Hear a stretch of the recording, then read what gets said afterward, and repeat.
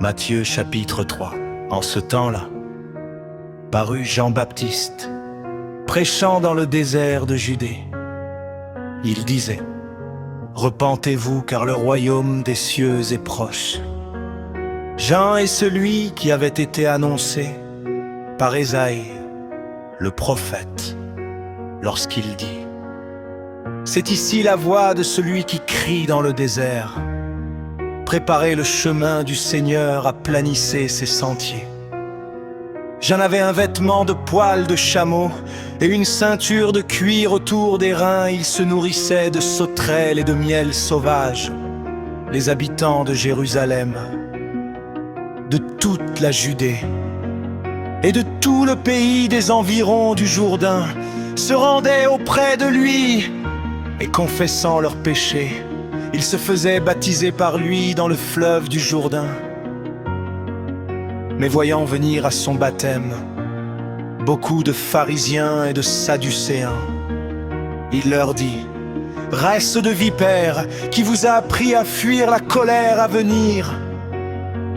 Produisez donc du fruit digne de la repentance, et ne prétendez pas dire en vous-même: Nous avons Abraham pour père.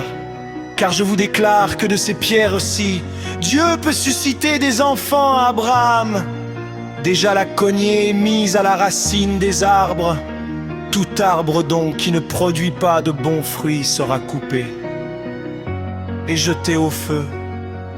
Moi, je vous baptise d'eau pour vous amener à la repentance, mais celui qui vient après moi est plus puissant que moi.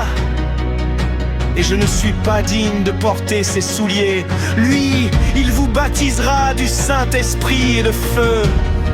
Il a son vanne à la main et il nettoiera son aire, et il amassera son blé dans le grenier. Mais il brûlera la paille dans un feu qui ne s'éteint point. Alors Jésus vint de la Galilée au Jourdain vers Jean pour être baptisé par lui. Mais Jean s'y opposait en disant: C'est moi qui ai besoin d'être baptisé par toi, et tu viens à moi. Jésus lui répondit: Laisse faire maintenant, car il est convenable que nous accomplissions ainsi tout ce qui est juste. Et Jean ne lui résista plus. Dès que Jésus eut été baptisé, il sortit de l'eau.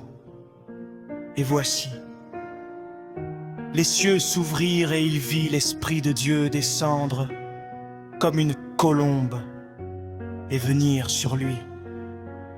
Et voici, une voix fit entendre des cieux ces paroles: Celui-ci est mon Fils bien-aimé, en qui j'ai mis toute mon affection.